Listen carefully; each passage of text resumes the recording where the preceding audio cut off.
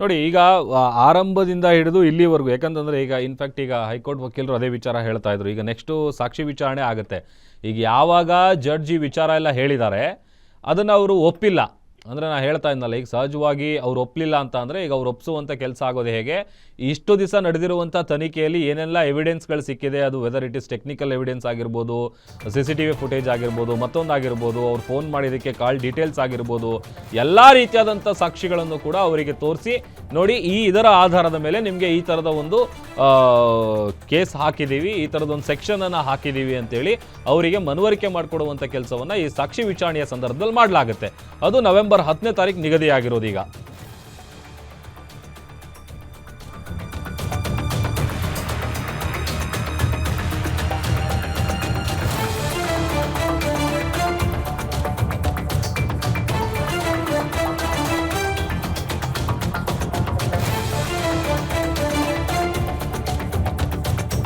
ಪವಿತ್ರ ಅವರ ಮಗಳು ಬಂದಿದ್ದಾರೆ. ಅಜ್ಜಿಯೊಂದಿಗೆ ಕೋರ್ಟ್ ಬಳಿ ಪವಿತ್ರ ಮಗಳು ಆಗಮಿಸಿದ್ದಾರೆ.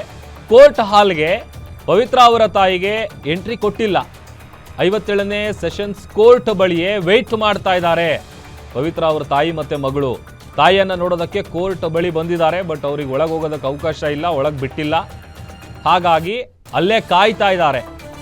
ಕೋರ್ಟ್ ಹಾಲ್ಗೆ ಪವಿತ್ರ ಅವರ ತಾಯಿ ಹೋಗೋದಕ್ಕೆ ಬಂದಿದ್ದಾರೆ, ಬಟ್ ಅವರನ್ನು ಒಳಗೆ ಬಿಟ್ಟಿಲ್ಲ, ಅಲ್ಲೇ ತಡೆದಿದ್ದಾರೆ. ಹಾಗಾಗಿ ಅವರು ಅಲ್ಲೇ ಕಾಯ್ತಾ ಇದ್ದಾರೆ. ಎಕ್ಸ್ಕ್ಲೂಸಿವ್ ಫುಟೇಜನ್ನು ತೋರಿಸ್ತಾ ಇದ್ದೀವಿ ಸ್ಕ್ರೀನ್ ಮೇಲೆ. ಒಂದು ಕಡೆ ಈಗ ದೋಷಾರೋಪ ನಿಗದಿ ಮಾಡುವಂಥ ಪ್ರಕ್ರಿಯೆ ಏನಿದೆ ಅದನ್ನು ಕೋರ್ಟ್ ಮಾಡಿದೆ, ಸಹಿಯನ್ನು ಕೂಡ ಬೆಂಚ್ ಪಡ್ಕೊಳ್ಳುವಂಥ ಕೆಲಸ ಆಗಿದೆ. ಅದೆಲ್ಲ ಆದಮೇಲೆ ಈಗ ವಿಚಾರಣೆಯನ್ನು ನವೆಂಬರ್ 10ನೇ ತಾರೀಕಿಗೆ ಮುಂದೂಡಿಕೆ ಮಾಡುವಂಥ ಕೆಲಸ ಆಗಿದೆ. ಈಗ 10ನೇ ತಾರೀಕು ಈಗ ಇವರೆಲ್ಲ ಏನು ಸುಳ್ಳು ಅಂತ ಹೇಳ್ತಾ ಇದ್ದಾರಲ್ಲ, ಅವ್ರಿಗೆ ವಿತ್ ಪ್ರೂಫ್ ಅಂದರೆ ವಿತ್ ಸಾಕ್ಷಿ ಸಮೇತ ಸಾಕ್ಷಿ ವಿಚಾರಣೆ ಮಾಡುವಂಥ ಕೆಲಸ ಆಗುತ್ತೆ. ಆಗ ಅಲ್ಲಿ 100% ಅವರಿಗೆ ಒಪ್ಕೊಳ್ಳದೆ ಬೇರೆ ದಾರಿ ಇರೋದೇ ಇಲ್ಲ.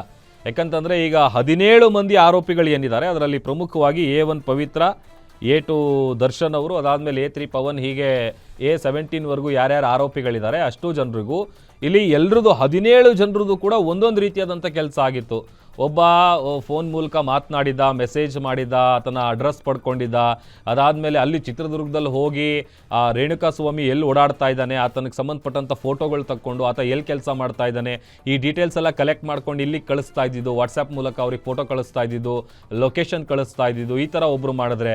ಮತ್ತು ಆತನನ್ನು ಕಿಡ್ನ್ಯಾಪ್ ಮಾಡಿಕೊಂಡು ಬೆಂಗಳೂರಿಗೆ ಕರ್ಕೊಂಡು ಬರುವಂಥ ಸಂದರ್ಭದಲ್ಲಿ ಯಾರ್ಯಾರು ಸಾಥ್ ಕೊಟ್ಟಿದ್ರು, ಅವರ ಸಾಕ್ಷಿಗಳೇನಿರುತ್ತೆ, ಆ ಬಂದಂಥ ವೆಹಿಕಲ್ ನಂಬರ್ ಆಗಿರ್ಬೋದು ಅಥವಾ ಅವ್ರ ಜೊತೆಗಿದ್ದಂಥವ್ರ ನಂಬರ್ಗಳಾಗಿರ್ಬೋದು, ಈ ರೀತಿಯಾಗಿ ಒಂದು ಫೋನ್ ಕಾಲ್ ಡೀಟೇಲ್ಸು, ಮೆಸೇಜ್ ಮಾಡಿರೋದು, ಇವರು ಹೇಗೆ ಚಿತ್ರದುರ್ಗದಿಂದ ರೇಣುಕಾ ಸ್ವಾಮಿನ ಕಿಡ್ನ್ಯಾಪ್ ಮಾಡಿಕೊಂಡು ಬೆಂಗಳೂರಿನ ಪಟ್ನಗೆರೆ ಶೆಡ್ ಇದೆ ಅಲ್ಲಿ ಕರ್ಕೊಂಡು ಬರೋವರೆಗೂ ಕೂಡ 17 ಜನರ ಕೆಲಸಗಳು ಯಾವ್ಯಾವ್ದಿತ್ತು, ಏನೇನಿತ್ತು ಅನ್ನುವಂಥದ್ದು ಆ ದೋಷಾರೋಪ ಪಟ್ಟಿಯಲ್ಲಿ ಉಲ್ಲೇಖ ಮಾಡಲಾಗಿದೆ. ಹೆಚ್ಚು ಕಡಿಮೆ 3991 ಪುಟಗಳ ಚಾರ್ಜ್ ಶೀಟನ್ನು ಸಲ್ಲಿಕೆ ಮಾಡಲಾಗಿದೆ.